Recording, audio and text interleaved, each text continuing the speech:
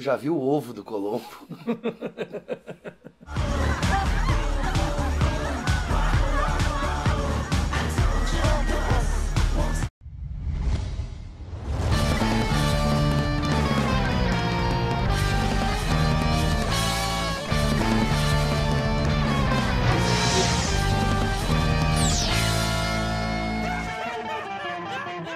Olá!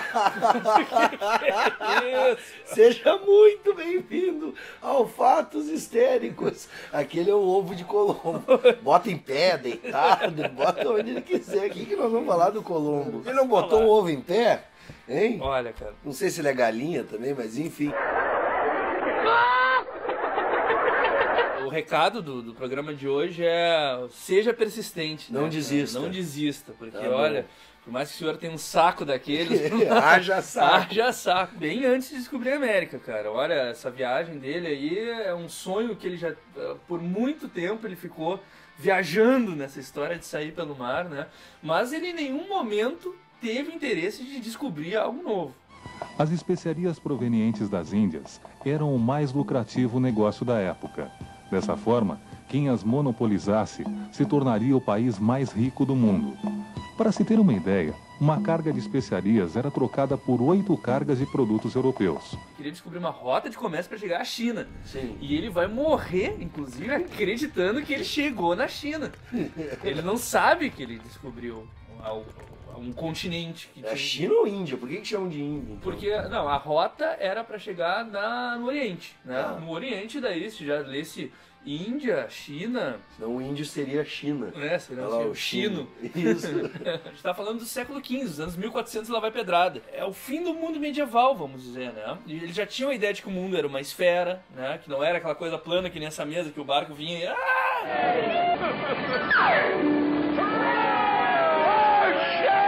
E já se tinha ideia que podia fazer a circunnavegação. Só que o problema era nas proporções que eles imaginavam, né? Eles imaginavam que a Terra era no centro, assim, né? E que era rodeada pelo mar estreito. Sim. Isso que era um marzinho e terra... Já sai do outro lado. Exatamente, né? Era a ideia que eles tinham no século XV. E o Colombo achava, pelos cálculos de outros filósofos e viajantes, que ele sim poderia fazer essa viagem em 15, 20 dias. Marindetir is wrong. It has been corrected many times over the centuries by the world's finest geographers. Your voyage, Senor Columbus, will take a year. Pra chegar aqui na América, ele vai levar mais de 30 dias, né? Pra chegar aqui, né? Fome, doença, aí a gente vai falar. Cocô, sujeira. É legal dizer que essa viagem não é a viagem, assim... Ficou conhecido como viagem do descobrimento, mas hoje em dia não se chama mais... Não tem mais esse título, né? Por isso que a gente diz a viagem do Colombo, porque a América, você sabe, já foi visitada por outros povos. Ele mostrava o mundo todo, como você pode ver, com precisão. Este mapa foi produzido como resultado das viagens de Zheng He, das viagens dele até os bárbaros. A pessoa que criou este mapa em 1763 escreveu no mapa que ele o havia copiado de outro, desenhado séculos antes, em 1418. Inclusive no Canadá tem uma vila de vikings fundada lá, bem antes do Colombo, né? Bem antes. Para começar, já tava cheio de índio aqui, né? Sim. Cheio de povos indígenas. Índio também não se diz. Né? Sim. E o índio, quando fica com o bicho de pé, o que faz? Pega a Índia e...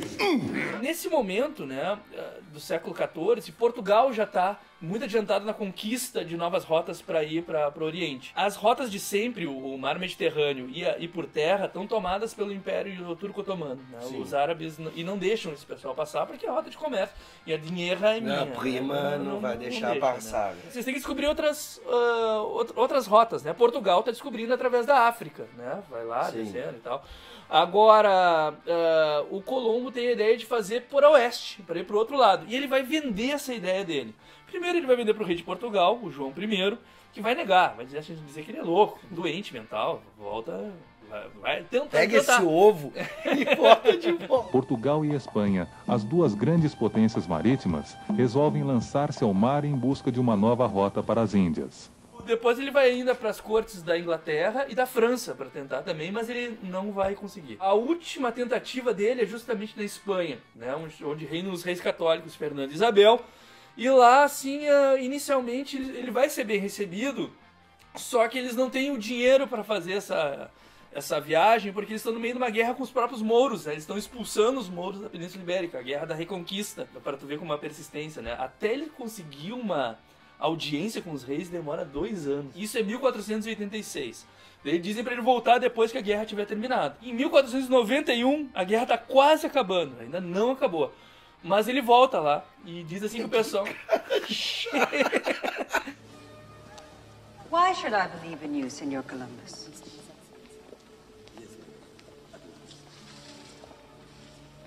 May I speak freely? You show no inclination to speak otherwise. I know what I see. I see someone who doesn't accept the world as it is.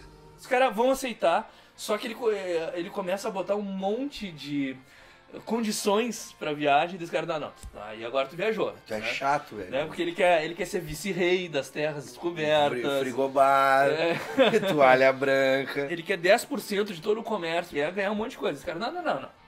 Então volta ano que vem. Isso. Daí ele volta ano que vem, já não tem mais guerra, ele já não é mais tão chato assim nas exigências. E finalmente, assim, o pessoal nega, mas depois voltam atrás. Ele nega pela 3ª vez, mas voltam atrás. Em uma semana de divertimento da corte, o dinheiro que é gasto financiaria a viagem dele. Desse chato aí. Então é só não se divertir por uma semana que dá pra pagar esse investimento e a gente fica meses longe. Morre, diabo! E ele vai, né? A partir daí, então, ele vai começar a recrutar marinheiros para ir nessa viagem, né?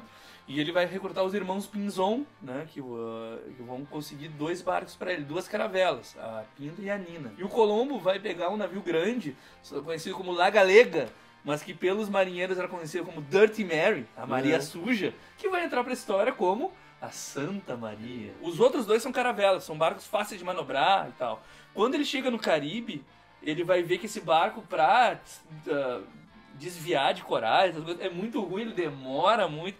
Ele sempre reclama da Santa Maria, né? Deram pra ele uma caravana, deram pra ele um opalão e diz, some. Some, cara. Pega isso aqui e vai embora. Empurra. Então é legal também, assim, falar sobre os diários dele, né? Durante a viagem ele tinha muito medo do motim, porque, claro, né?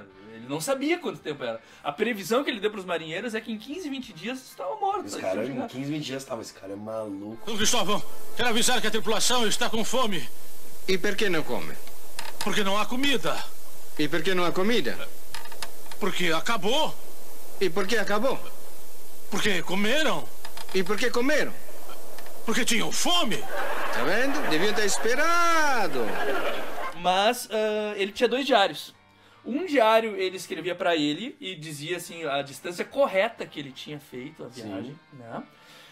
Que era um monte, que eles avançavam um monte durante o dia. Né? Sim. E o outro diário ele escrevia pra mostrar pra tripulação e ele dizia que eles avançavam muito pouco. Sim. Né? Pra enganar o pessoal, tipo, a gente tá demorando porque a gente tá avançando pouco. Vai devagar, cara. É lomba. Descendo o Morro da Vassovelina. Início de outubro é que as coisas começam a melhorar, né? Então, assim, final de agosto e setembro é de penúria, brabo.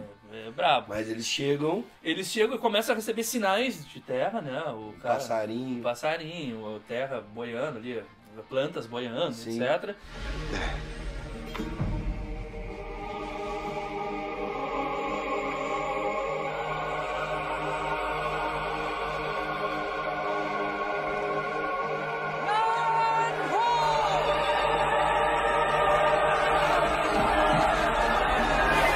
Encontram a civilização nativa local. Agora tu imagina, cara, eu tento fazer esse exercício assim muito com os meus alunos em sala de aula. Sim. Os caras saem do final da Idade Média lá, Tá. né?